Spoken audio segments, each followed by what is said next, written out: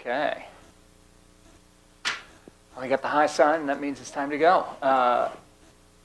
Well, thank you, and thanks for coming today. Welcome to the American Security Project. I see some familiar faces in the crowd and some new faces.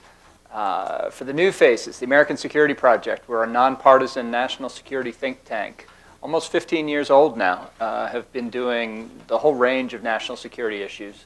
But we've been doing the climate change and security and climate migration in particular for a long time. You know, I went back on our website this morning, and we actually hosted a screening of a movie called Climate Refugees back in 2009.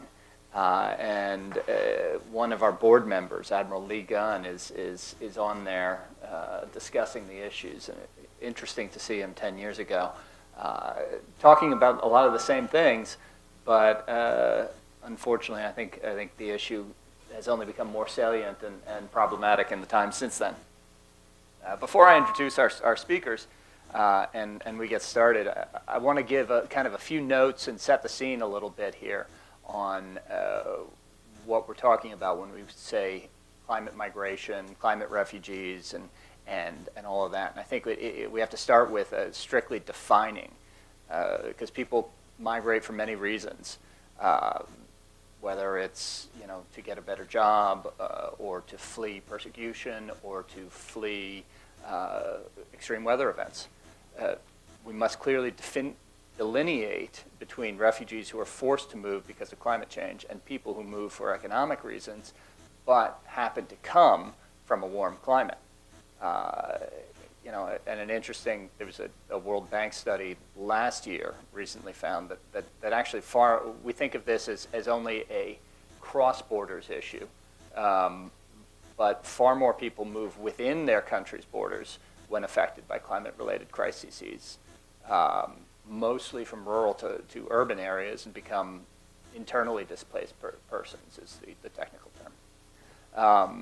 And then there are migrants, those who move from their homes, and there are refugees. And of course, refugees is a legally defined term, and I'm going to give you the UN term for that. UN definition, defined as those who are outside their country or nationality or habitual residents and unable to return there owing to serious and indiscriminate threats to life, physical integrity, or freedom resulting from generalized violence or events seriously disturbing public order. And I think there's cases to be made that climate can impact those, can impact the public order. We've made that case for many years here. And of course, once you're defined as a refugee, you're given certain rights. And among those are the right to asylum, right of return, right of non-refoulement, which is basically that you're not forced to return to a dangerous place, and right of family reunification. But of course, at this point, there's no legally binding term to a climate refugee. So climate refugees are not afforded any rights. Climate migrants, they're not given any rights in the international order. So a lot of people I've talked to, and I'd contend that we need to figure out an internationally agreed standard for climate refugees. But then how would you determine that? Who would count? Those who are affected by areas of rising sea levels would seem to be obvious. But does that mean somebody who has lost their home from rising sea levels, or somebody whose groundwater has been salinated, or somebody whose home intermittently floods? Difficult to say. Droughts, hurricanes, obviously it's challenging and will become even more challenging as the problem continues. So do we have to do some sort of new international regime, rewrite the 1951 Geneva Conventions? I don't know. It's an open question, and there's kind of three possible tracks. One is you could extend them the same status as political refugees. That's a challenge. Two, there's create a new regime. Or three, just continue to muddle through as we do under current legal structures. None of them are good and easy directions. But the truth is that the numbers are increasing and will likely only increase significantly more. I'm not going to throw around numbers. You see, 50 million, 500 million, It's almost impossible to say. But what I will say is that the number of refugees is already at the largest number since the post-World War II era, and adding climate change to that existing thing is only making that worse and will continue to make it worse. Now, that's enough from me. We'll hear today from two of great voices on this subject and many others. First, to my right, General Muniruzzaman. We are lucky to have him here. He's the president of the Bangladesh Institute for Peace and Security Studies. He's been a leading voice on the threat of climate change to national security for years. I think we first met 10, 11, 12 years ago or something like that, talking about these issues. He's been raising the threat of climate change around the world, using his experience in Bangladesh as a really clarion call. I saw Sheikh Hasina, your prime minister, was in Munich this weekend talking about climate change as a threat to national security. So clearly, what he's done and others like him has really raised this up the issue ladder. And then General Cheney, our CEO, has also raised the threats of climate change all around the country and around the world to audiences as varying as a Pittsburgh VFW hall to the British Houses of Parliament, to next week he'll be on the battleship North Carolina down in Wilmington, North Carolina. So if anybody wants to make the trip down there and hear that, it should be a good event. Both of them have over 30 years of experience in their country's militaries. Actually, both as artillerymen. I think we learned that a couple of years ago. We lend dignity to what would otherwise be a vulgar brawl. And with that, I'll over to you, Munir. Glad to have you here. Open to your thoughts on your experience in Bangladesh and what we should expect in this era of climate migration, climate refugees, and what's next. Thank you for being here. Thank you, Andrew, for the introduction.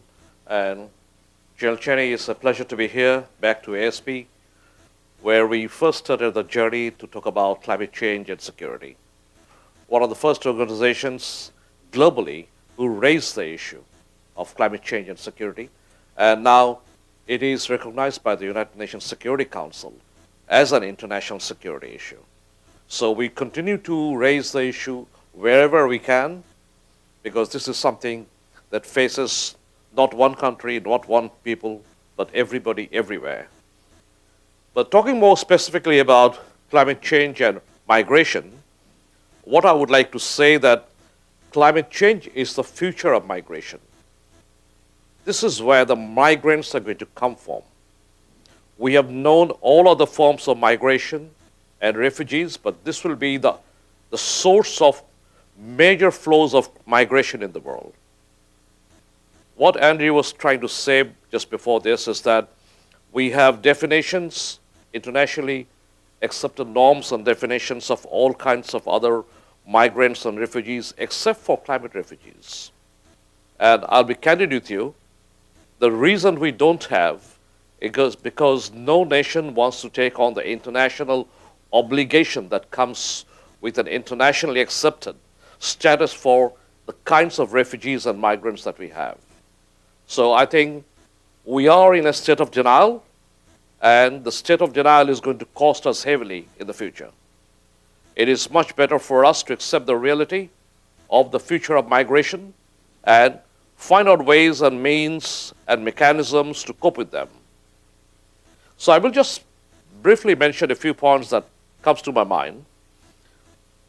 One of the biggest impacts of climate change is going to be human displacement of people.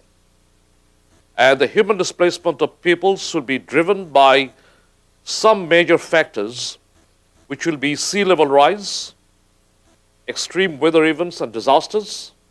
It'll be drought, it'll be water scarcity, flooding, high and extreme temperatures, and the likes of those. All are which directly related to impacts of climate change.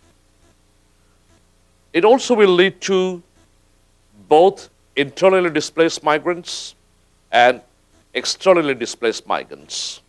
We will have temporary migration, and we will also have permanent migration. Coupled with that, we will also have secondary drivers of migration.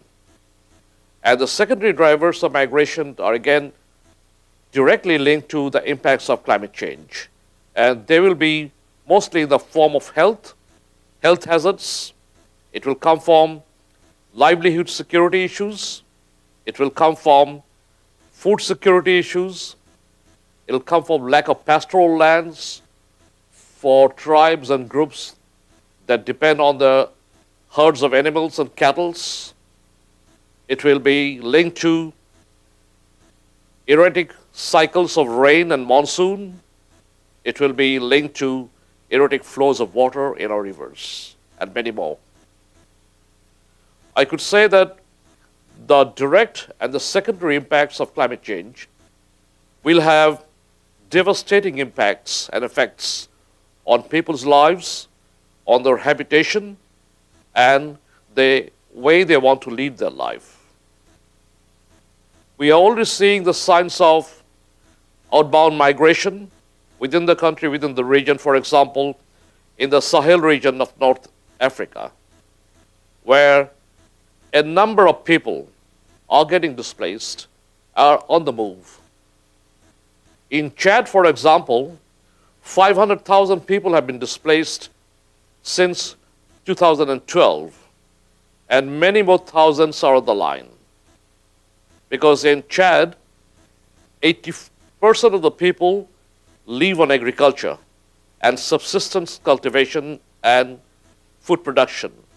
All those people's lives are now threatened due to impacts of climate change in the region. Globally, in 2008, 20 million people were displaced due to climate change related issues, particularly disasters. And now it is indicated by, not only estimate, by sheer calculations and numbers, that 26 million people get displaced annually due to climate change related events, disasters, and impacts.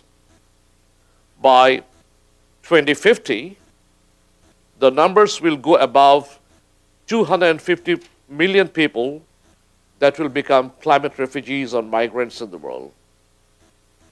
But one of the biggest impacts that is going to come, that I would like to flag here, is going to come from sea level rise. The sea is rising. I don't need to explain the reasons why it is rising, but we all know that it is man-made, it is due to impacts of climate change, and the impacts of sea level rise is going to impact many, many low-lying states, areas, and cities. We all know that something like 56% of the global population lives within 37 miles of the sea. So we basically all live on the coast. We don't live in the hinterland. 3/4 of our mega cities are all on the sea.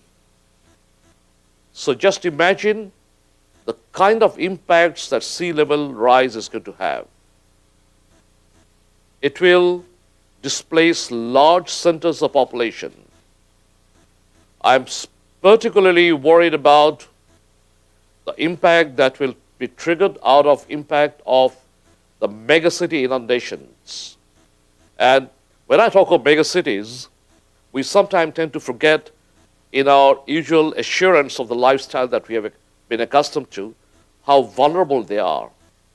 Cities like Mumbai, Shanghai, New York, London, I could go on naming all the big cities on which we depend for our financial well-being, for our communication hubs, for everything else, are extremely vulnerable to the impacts of sea level rise. A calculation was done on impact of 3 financial centers, if it was to be impacted just for a period of 7 days, it will not only have an impact on that city, it will send shock waves in the international financial centers. If the Shanghai Stock Exchange is shut down for 7 days due to a climate change event, if the New York Stock Exchanges are shut down for a period of time, or a Mumbai Stock Exchange is shut down for 7 days, it will jeopardize the very financial system, which is extremely interconnected. The other area that will be also very negatively impacted are our port facilities.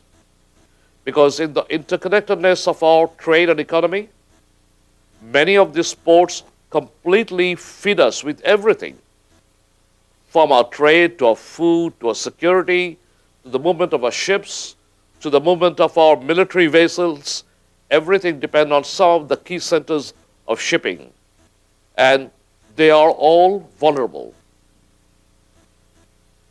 General Cheney has seen this firsthand. He'll explain to you. Many of your naval facilities in the United States are extremely vulnerable. They probably have to be shifted, or something drastic has to be done if they are to be kept operational, which I'm sure the General will explain to you. So in terms of the displacement of large areas of habitation and population on the sea coast, in terms of the large megacities on which the international system, the financial system completely depend, some of the major port systems on which our supply chain management is completely based are extremely vulnerable. And they are vulnerable to the point that we could face a mega crisis any day. I was asked to go and come and brief the UN Security Council last year on the impacts of sea level rise. And I can tell you that most of us are not aware of this, because what I told the council horrified them, because it will completely destabilize the international system on which we are based. Let me come down to the impacts of sea level rise on climate change in my own country, for example. A 1 meter sea level rise in south of Bangladesh will entail a loss of 20% of Bangladesh's territory. A country of the size of Bangladesh, which has the world's highest density of population, a 20% loss of territory will mean, according to the Bangladesh government's country strategy paper, it will create a climate refugee population of 25 million people. According to independent estimates, the numbers will be as high as 30 to 35 million people. These numbers are staggering. The world has not been able to cope with a few thousand Syrian refugees who tried to reach the shores of Europe. It almost destabilized the internal political systems in many of the countries in Eastern Europe and Western Europe. Imagine when millions of people are on the move. And those numbers of climate migrants originating from one single country cannot be absorbed within the space and the boundary of that country internally. So this will be all cases of transboundary migration. And when transboundary migration happens in such large numbers, it's not a question of human security, it's a question of hard state security. So it's a question that will impact not only on human security domain, but it will impact on hard security, state-to-state security. That has grave consequences for international stability and security. I would also like to mention here that instead of solving the problem, we are creating problem. Because in the case of Bangladesh, the border that we share on 3 sides with our neighbor India has been fenced, completely fenced.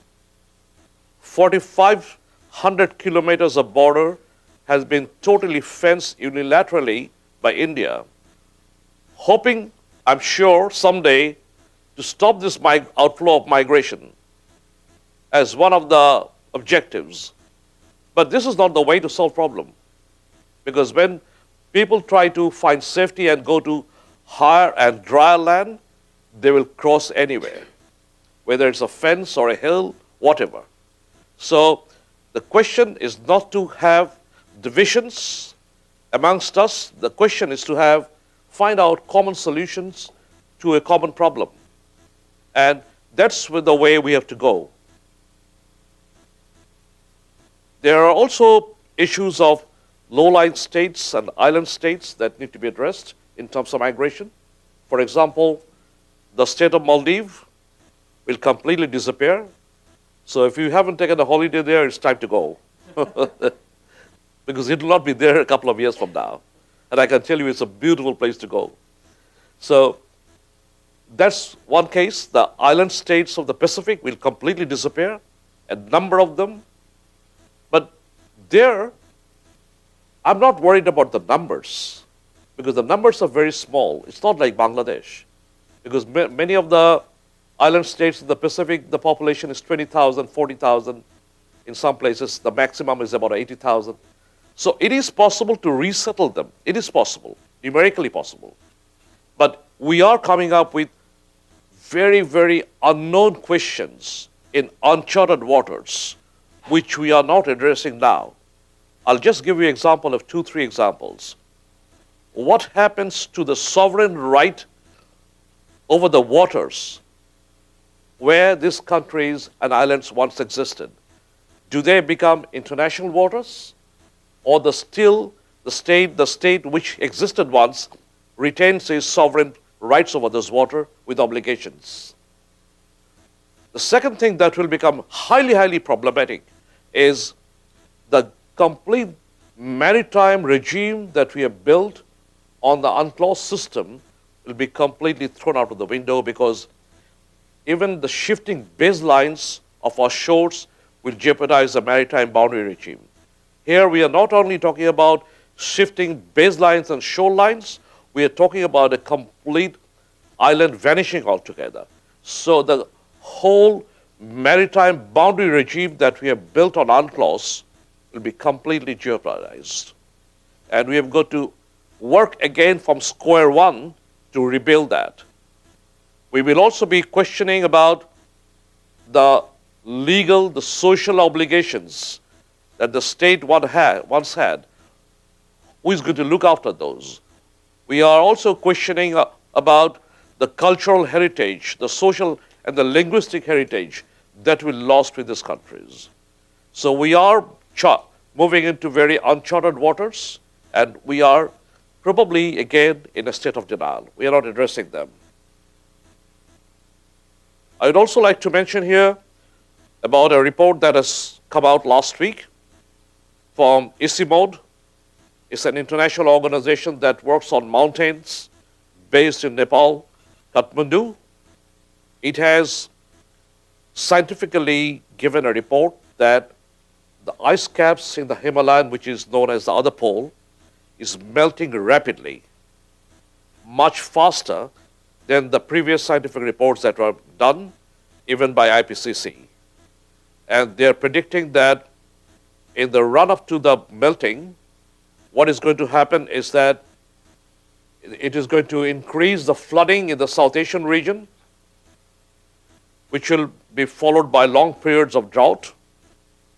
Many of the major river systems in that area, the Ganges Basin area, the Meghna Basin area, these major rivers will become seasonal rivers. When that happens, we've also come across, due to erosion of land and deforestation in the hill areas of the Himalayas, thousands of artificial lakes have been formed with very uncertain bank conditions. So when we have this extra water that is coming down now due to extra melting of the ice caps, it is very, very likely that many of these artificial lakes will burst. So we are seeing the possibility, real possibility of what is being called GLOF, or glacial lake outburst flooding. And when that happens, countries downstream will not have flood, but they'll have tsunamis, because the water will come down in speeds which are not flood-like, they are tsunami-like. So many millions of people's lives in that area is at risk, and nobody knows the solution. 80% of the global poor in the areas that I'm talking about live on subsistence agriculture. And with that kind of erratic water patterns, I'm afraid that many people's food security is going to be impacted in a manner that they probably have to move. There'll be no other choice for them. And when that happens, a number of things are very likely that will happen is we'll have social and political destabilizations. We could have food riots. We could have internal conflicts between groups and tribes fighting for scarce resources. We could also have, as I said in the case of outbound migration, regional and international security issues. We have seen that practically happening in Syria, for example. It has now been empirically proven that the very seeds of the Syrian civil war was sown by climate change impacts, because Syria went through a very prolonged period of drought, and that forced people in the countryside to move to the urban areas in search of work and food. So that was a powder keg waiting to have somebody to ignite. And regional, international powers used that situation to ignite that into a civil war. And that has gone on for the last 7 years now. So climate change impacts to migration in some cases is not linear. It is non-linear. But you have to draw the right links, right dots, and connect them to see how they impact into outbound migration. So let's talk about, in last 1 minute, what should be done. We need international regimes to work out the possible impacts of climate change, refugees, and migration, so that we have a common understanding of the solutions that we should be looking for. We need more food, water, nutrition, sustainable agriculture, and food management. Something that has to be altered to the needs and requirements of a climate change impacted world. We need more people that have to be depending on resilient livelihood. We need solutions to environmental degradation, and particularly moving towards climate change adaptation. In the end, I would like to say that these are global problems that will need global solutions. These are civilizational problems that is to be addressed by the global humanity as people, not as a country. And that's the only way to find salvation. Thank you all very much. Thank you. General Munir, thank you. General Cheney, over to you. And I'm already taking lists of questions and thoughts and everything. Lots to think about in there. And over to you, Steve. I'll try not to take all your time. As Henry VIII told many of his wives, I won't keep you very long.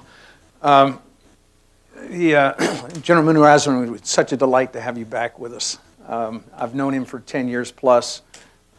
Andrew, when you mentioned that we were formed in 2005, I wince a little bit because I've been on the board since 2006 at ASP. And one of the founding precepts behind ASP was, we were talking about climate change and nuclear proliferation, that the founders, Hagel, Carey, Hart, and Rudman, thought maybe we could put some military folks onto the board, specifically 2 from each service, 3 and 4-star, recently retired, and let them talk about these issues, taking it entirely out of the political context and talk the security perspective on it. And these gents and women were all security experts in their own fields and could address these topics. And I'm proud to say many of them still remain on our board today. I came on as the CEO in 2011 and have been talking this issue specifically, climate change and security, and now migration, since then. We're in great demand. You can go on our website and see the talks that we've given worldwide. Yes, I am the guy that sat in Berlin about a year and a half ago and said, if you think you've got a migration problem or immigration problem today, wait 20 years when you get 20 or 30 million that are going to roll up from the Sahel into Europe, then you're going to have a real problem. And it's interesting when you travel through Europe and you talk to them, they look at us and they say, you know, I don't think you really get it because we're really impacted here and we're seeing it on a daily basis, not as much as you do in the United States. So we've been ringing that bell ever since, and I've been on the road all the time. In fact, as Andrew mentioned, we'll be out next week in North Carolina, and then we'll go to Seattle the week after that. I'll be in Maine the week after that at the invite of all those places to talk this specific issue. Let me thank Andrew, our Chief Operating Officer, and Esther Babson, our Director for Climate Security, for one, recognizing the opportunity when they realized that General Muniruzzaman was going to be in town and nailed you to come down and talk, because it's just a delight to me to hear somebody who lives daily with the threat of climate change and migration. And when you look at the statistics that you quote on Bangladesh, I don't know how any denier can stand up and say, oh, it's not happening.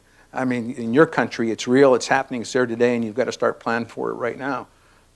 You recognize that, and again, he comes from the military side, from a not political perspective on this. He's talking the security perspective on it. And he can give you example after example after example of why climate change is causing sea level rise and how that's impacting his country and how you're going to have migration all over Southeast Asia that we had better plan for. In that perspective, when you reach the flag officer level, in any service, you become a strategic planner. And you start looking long-term in terms of where is conflict going to occur and what can we do about that conflict and how do we plan for it. I'll give you an example. In the Navy, when they plan to build an aircraft carrier, you're talking a lifespan of 40 to 50 years for that carrier. So they're trying to think 30, 40, 50 years down the pike, what are going to be our needs on the security side of the house and where is conflict going to arise. And General Muniruzzaman pointed out several examples here that the United States is looking at long term. Now the Department of Defense has waxed and waned on its forceful iteration of what climate change is going to impact. It's diminished a little bit in the latest national security strategy. But nonetheless, I'm convinced that those at the upper echelons of the Defense Department do understand it and are also looking long term and planning for what's going to cause the problems in climate change. I usually break it down into strategic and tactical side, and I won't get sidetracked too much on this level. On the tactical side, where does it impact our bases and stations? You mentioned our bases and our bases like Norfolk. Norfolk's going underwater. I mean, there's no doubt about it. It's got a dual problem. The land is sinking and the water is rising. They know it. They understand it. The problem is, what are they going to do about it? They got to do something. Navy's got another problem with its base out in Diego Garcia, which will go underwater. So there's a Marines brigade's worth of equipment on Diego Garcia. Long term, 10 years down the pike, they're going to have to move it somewhere. And we're planning that on all our bases and stations. Now, I personally come from a recruit training and recruiting background. My last command was Parris Island. Parris Island's going to build a seawall. Parris Island's going underwater. Just read the other day, I'm sure you've all seen it, the oldest naval station in the country, naval station here in Washington, D.C., is going to build a seawall. They're going underwater. My own alma mater, the Naval Academy, is going to have to up its own seawall because they're going underwater. I mean, it's real, it's happening. The DOD is planning on the tactical side to protect its establishment now, and long term, as General Muniruzzaman said, they're going to have to move them. I mean, Norfolk's going to have to go somewhere. They're going to have to adjust to it. We're going down to North Carolina next week. I've been down there several times preaching this specific issue. They have a unique problem there, particularly with catastrophic weather and hurricanes. Florence, if you follow the news lately, now the Marines are claiming $3.5 billion worth of damage to Camp Lejeune and the housing establishment there that they're going to need military construction money for. And as I've preached many, many a time, you better be aware of what's going to happen here, and you better be planning on it long term. We evacuated Parris Island in 1999 for Hurricane Floyd. They evacuated it again this year. Started to evacuate for Florence. When Florence turned and went up into North Carolina, they partially evacuated Lejeune. They didn't evacuate it entirely, but they've got a huge infrastructure problem at Camp Lejeune. That's the tactical side. Strategically, and General Muniruzzaman pointed out several of these. When you look at Lake Chad, it's kind of go Google, when you go home tonight, Google Lake Chad, and it'll show you the amount of Lake Chad has dried up since 1990. It's upwards of 80 to 90%. And those people that were dependent on the lake for all kinds of things, fishing not the least of which, had to move. And one of the organizations that took most advantage of that was Boko Haram. Where there's instability, the insurgents will come in. You mentioned Syria, the largest drought they've had in their history from 2006, 2011. I know everybody in this room is familiar with Aleppo, perhaps for a different reason. But what happened was all your farmers couldn't farm in Syria, so they all moved to the metropolis side of the house. Many moved to Aleppo. They became a huge target for ISIS, and of course they were bombed incessantly by Assad. So that was a threat multiplier to stability in Syria in particular, and that's what we always like to say here at ASP, that climate change in itself doesn't necessarily cause the conflict, but it will be a multiplier that will contribute to it. And the Arab Spring is but another example. So we've been beating this drum for quite a while, and the migration side of the house, people just can't get their hands around and grip what a catastrophe that this is going to be, particularly, of course, in Bangladesh. And I don't take this the wrong way, General, but they're the poster child. They're the ones on the milk carton. That this is going to be just a tremendous problem in Southeast Asia. And where the United States has to plan for this, as was once said by the combatant commander in the Pacific Command, that long term he's looking at this instability. He said climate change is causing it, and he says climate change is the #1 threat to stability in Southeast Asia. And he was laughed about, this is Admiral Locklear, because he made those comments, but when you look at how he was looking at it strategically 10, 20, 50 years out, he knew that it was going to cause huge migration problems. And then you compound that with catastrophic weather. Look at Typhoon Haiyan in the Philippines, highest recorded wind speed of any typhoon or hurricane ever, 8,000 people killed. We sent 12,000 soldiers, sailors, airmen, and Marines to the rescue effort of Typhoon Haiyan. And you might say, why did we do that? Really, because one, it was a humanitarian gesture, and secondly, we're the only country that could ever move that amount of people in that amount of time and do that amount of effort. But he foresaw that that's going to continue to occur, and it will continue to occur. There's going to be more catastrophic weather. There's going to be more people moving. There's going to be more instability.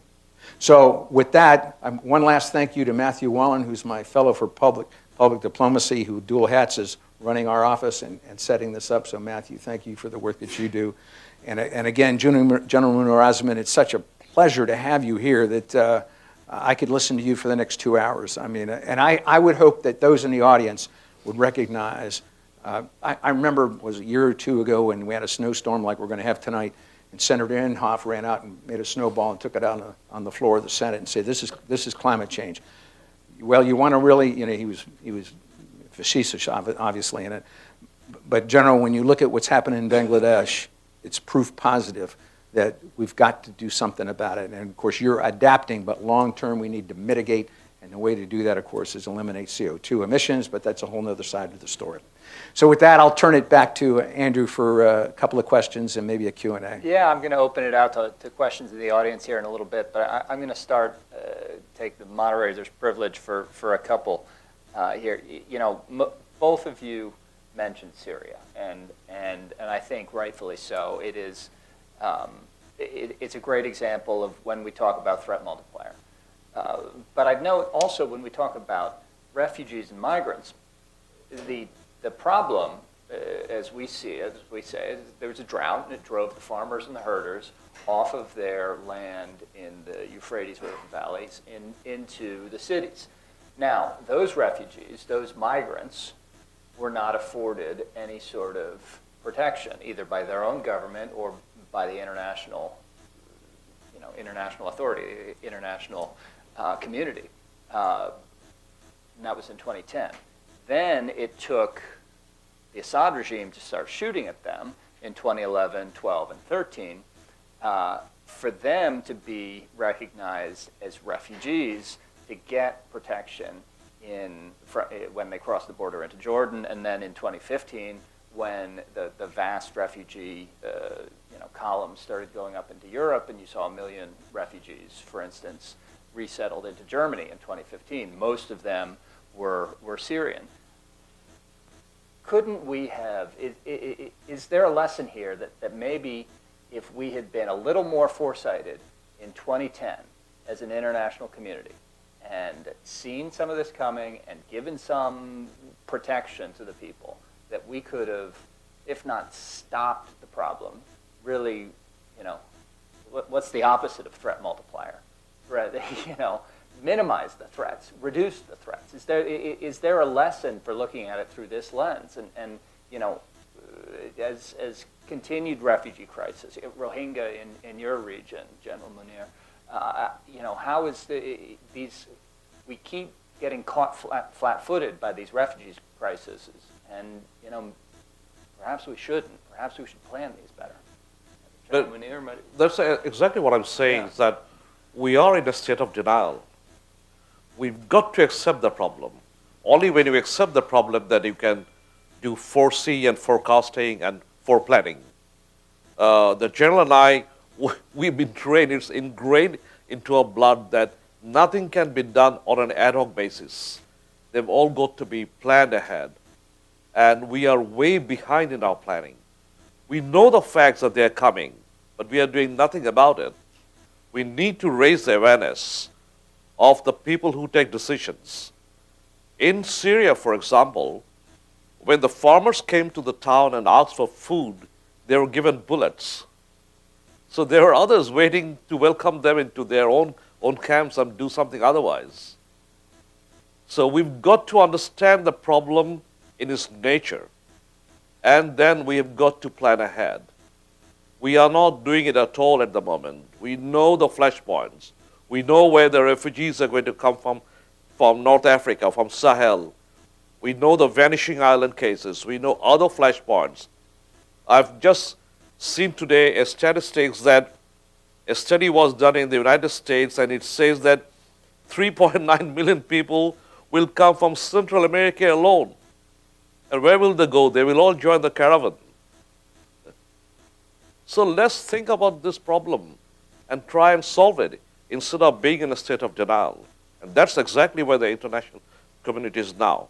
And here, national governments also have to be very, very aware of the situation, because international community cannot help a problem when it is brewing up inside, except providing them humanitarian aid. In case of Assad, that is exactly the case. He should have realized the problem that is coming. In case of Cyclone Nargis in Myanmar, in spite of the international appeal, Myanmar did not accept international aid, where people are suffering. So our internal movement of people has to be something that national governments have to take care of, with support of humanitarian support from international community. But they cannot go and solve their problem. A couple questions in the back. I think we have a mic coming around, so please wait for the microphone to come, because we are filming it. So let's see. I think I saw Sir in the back, and then we'll take a couple because we're running. Well, we've got enough time, but we'll Sir, and then the woman next to you. Okay.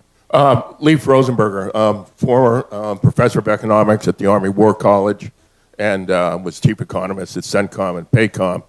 And frankly, I've been on this issue for a long time, as well as you folks. And I totally buy everything that has been said about what a huge threat climate change is. What disturbs me the most, frankly, is a movement afoot led by people like President Trump, who sees it as a hoax. And instead of moving towards shared prosperity and addressing threats to humanity in general, there seems to be a movement toward economic nationalism. Not just the United States, but you see this happening in Europe as well. I think we have to address that straight ahead before we can hope to mobilize any real effort. Thank you. And I then just want to come in here. Yeah, go ahead. Professor, I completely agree with what you said. And I think this is one of the weaknesses of human nature, where leadership will matter. I want to share with you very briefly an experience that we had of a climate war game that we played. This was a game that was designed by the British Foreign Office, and it was a multinational war game being played on climate change security and particularly on migration. You know what was the reaction of the people? Because, so they were divided into the regional grouping, Europe, Asia, and African. So on the African group, when I went and sat there, and a picture was painted that both people are coming in hundreds and thousands due to climate change impacts from Africa and other places, trying to reach Europe. The solution of the group was, we will go out to the sea and do controlled genocide. Jeez. So that is exactly how weird people could be thinking. Because when threats come, it makes people think in a very weird manner in times, unless there is very conscious, very far-thinking leadership available to educate them. And that's where we are again failing. We need to tell the people that we are in the boat together. Either we sail together or we'll all drown together. You know, Lee, we try at ASP to take the politics out of it where best we can. It's really tough with the incumbent administration. And when you look back on the Paris Accord, of course, Trump's first official act was pulling out of the Paris Accord, which we supported staying in it, obviously, and then you had COP23 and COP24, the Conference of Parties, which we also support here. But trying to take the politics out of it really becomes difficult. But what we have seen at ASP is when you travel to other states and other cities, just get outside the Beltway, that our opinion is the states and the cities get it better than our national government does, particularly the one that's in power today. And we see that all over the place, in places that you wouldn't expect it. For instance, Pittsburgh, Pennsylvania.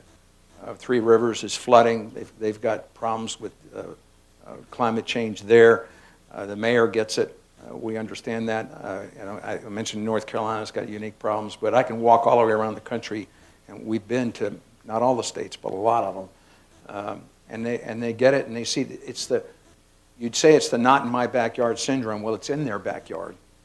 And those that are seeing it, California forest fires, for instance, droughts that are far more common, sea level rise in Florida, those people are starting to get it, and that's where I think we're going to make the change. Clearly, with this administration, it's a very difficult issue. We keep trying to push it. We did on the Hill here a couple of months ago or last year with the Defense Authorization Act, trying to get it written into it. And of course, the DoD responded, didn't even include the Marines on the list of bases that they had that were impacted by climate change, so they kind of blew that off, which disappointed us greatly. But we're going to continue to work that side of the house. So I think there's a little bit of daylight here. We just keep pushing that issue.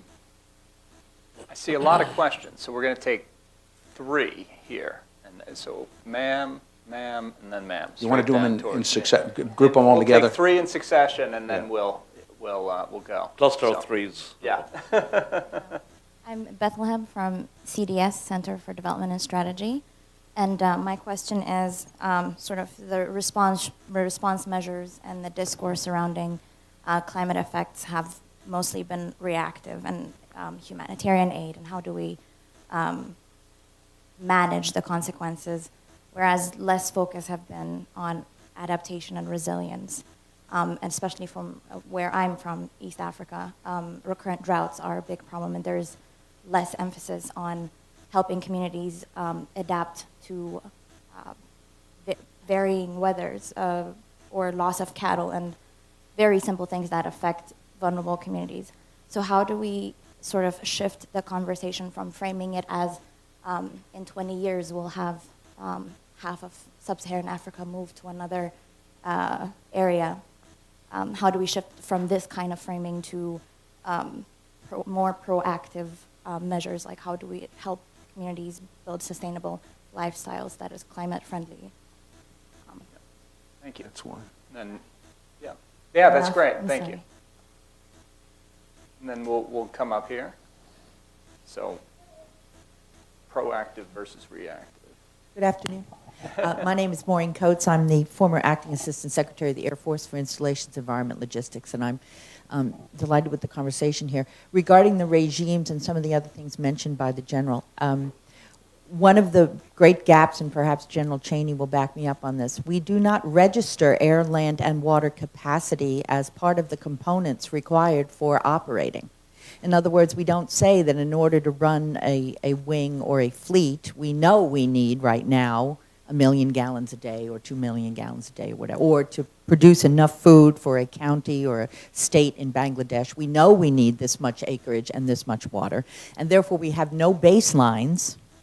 And therefore, when there are changes, we cannot articulate or communicate the changes or do the predictive analysis or come up with the kinds of communication strategies and knowledge sharing that you are describing, because we simply will not treat air, land, and water as co-equal components of infrastructure systems with physical infrastructure. Now, I don't know if that's because of the labor theory of value, and because men didn't make it, it can't possibly be valuable or something like that. But the fact of the matter is, until these assets are inventoried, appraised, indexed against output, and therefore part of productivity measurements, you're really not going to get anybody to notice that they're not there anymore. Now, we had a nice little problem with that called encroachment about 15 years ago, 20 years ago, when the military woke up and started to realize it didn't have enough air, land, and water. Now, some of that was because other people were using it, and some of it was because the sea got a vote and started taking it away. But the fact of the matter is, we do not have a co-equal, non-discriminatory attitude toward air, land, and water that lets us do what you're describing. And I would offer that that's the first regime change you might want. Thanks, Maureen. And then we'll come up to the front here. And then we'll respond to these. Hi, my name is Lydia Cardone. I work with Conservation International. Thank you to ASP for hosting this really engaging discussion. It's been really interesting to me, coming from an environmental perspective, to see or to understand that the military community has been thinking about these issues for a really long time. And similar to the young lady in the background, I'm really interested in kind of the mitigation and adaptation strategies that are taking place right now versus kind of this forward planning that is going to be taking place. And I'm curious what the defense community is doing right now in terms of engaging with researchers or NGOs, or kind of the softer side of the security equation on addressing these challenges right now. Thank you. It's actually great. We did 3, and all the questions were about planning and foresight. I couldn't have planned those questions better. So thank you. Questions about, first question was about reactive versus proactive, how to, adaptation and resilience. Second question was about, planning for capacity of installations, and third was about how to plan and work with local communities and NGOs and that sort of thing. I'd say on the final. On the first question, especially when we're talking about Africa, it's really not a problem of Africa's making. When you look at the major polluters in the world, which are China, United States, and India, of course, India and China are signatories to the Paris Accord, and we have subsequently pulled out. So long term, of course, the mitigation side of it is eliminate CO2. Now everybody's looked at the Green New Deal that was put on the floor the other day, and I have mixed emotions about it. I guess the bottom line is any time the issue is at least brought up in a positive context, then that's a good thing. It at least raises the issue. Of course, if it gets put on the floor of the Senate up to vote, and they'll probably vote against it, that's not necessarily a good thing, but it'll at least make people think about it long term. And you're right. I mentioned all the naval bases and stations that are adapting left and right here. But what are we doing in terms of mitigation long term? And of course, elimination of CO2. And there are many ways to do that. And we at ASP are an all-the-above type organization. We support all of them, you know, whether it's a carbon tax or alternative energies or whatever. We support virtually all of those. Lee, on your second question, you're spot on. I look at the Marine Corps that takes over the naval station at Miramar, smack in the middle of a huge metropolis, and you talk about encroachment. The people in La Jolla are going nuts about the F-35. We didn't want to think to move that to Lemoore or 29 Palms or anywhere else, and it gets mixed into politics. Anytime you have a base anywhere, that senator or congressman is going to do everything in their power to not lose that base. Look at Eglin Air Force Base. I mean, that was virtually destroyed. And you get their comment, well, we're going to rebuild it. Really? And go through this all over again, I suppose. Tyndall. Yeah. And, you know, you just go, you know, how can we continue to do this? It gets wrapped into politics very quickly, but you're spot on talking about air, land, and water. That ought to be the major consideration. But I look at the Air Force. We went out to Nellis Air Force Base and looked at the solar array they've got out there, which is fantastic. You know, and this net zero program that the Army's had, which is also a very good program. We're all based. The net zero program is where they will generate more electricity than they will use, and in fact, in the long run sell it back, which I wish I had at Parris Island. And then the last question on DoD. Again, with the political leadership that they've got at the Department of Defense today, and the cleansing of even the words climate change from virtually every document to us is just sad. I used to spend a fair amount of time in the Pentagon and over at the Department of State. That's kind of dried up. I would hope sooner or later that effort would change and they'd work more with NGOs that are doing this type of stuff, nonprofits that are studying it. We've got Admiral Dave Titley up at Penn State University, who's been on this issue forever. He ought to be a resource that they tap routinely about the impacts of climate change. He's a meteorologist. I mean, he knows it backwards and forwards. So sadly, it's not raised to the level that we would expect it to be, and it's diminished in the last couple of years. To the first question, I completely agree that we need to follow the path of adaptation and resilience building, but that is an ongoing process in most places. But in spite of the adaptation and resilience that we're trying to build, some of the consequences cannot be stopped now. We are way behind stopping some of the consequences. So for those consequences, we need to be prepared and ready. So we have to have multi-pronged approach where we have resilience building, capacity building, we have adaptation, we have mitigation. At the same time, we need to prepare for consequences. We not only need to prepare for consequences, we need to prepare what I call consequences of consequences. So it's a difficult job. And madam, I completely agree with what you said, but we probably everywhere, not only in the military, we're accustomed to infinite resources of nature. So we never thought of these issues. I think you're absolutely spot on that we need to factor them in. On the third question, it is not a military problem. That has to be very, very clear. And although we are raising the security concerns, but there should be no effort to militarize this, because it is far too big for the military to handle. It is a multi-stakeholder approach that the state has to take, where the states, all machineries and agencies of the state has to be involved, in which the military is a component. I certainly believe what you said, that the NGOs, the civil society organizations, the CSOs, community-based organizations, far more than NGOs, have got tremendous resource and capacity.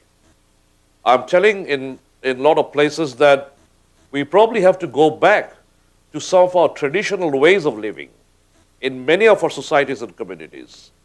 In a way to urbanize ourselves without understanding, we have gone away from some of the rude knowledge that we once had. So we've got to go back and ignite those knowledge in the communities, in the tribes, in the traditional knowledge that once we had, and perhaps go back and utilize them again. And don't have to do a carbon copy of urban planning everywhere in the world. We need specific solutions to specific problems of particular areas where the NGOs and the CSOs will play a very, very important role.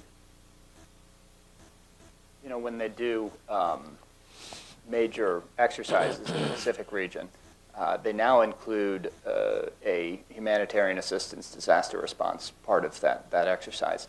And a lot of those is just about building the connections with the local NGOs, the local community organizations, so that this was a lesson learned from Haiyan, was so that you don't have to spend the first couple of days just figuring out who to talk to when a typhoon hits or when an earthquake happens or something like that. But that then you can start from day one being able to deliver aid and figure out where it needs to go and who the right stakeholders are. It's tremendously important, and I hope that they're not dropping this in some sort of misguided, anti-climate sense. I don't get a sense that they are, because it's so obvious as a way to get it done and do it right. We've come up to our 1 hour limit here. It's 3 o'clock. Thank you all for coming, and thanks for watching online for those who are. We're going to continue this conversation. If you have further questions, I'm sure me and our panelists would be happy to answer them offline. Otherwise, look for a write-up on our website, americansecurityproject.org. We'll also have the video up there, and we'll be sharing that around. Continue the conversation on Twitter at AmSecProject, or I know all three of us are also on Twitter too. You can find that. So thank you, and thanks to our panelists here for having us.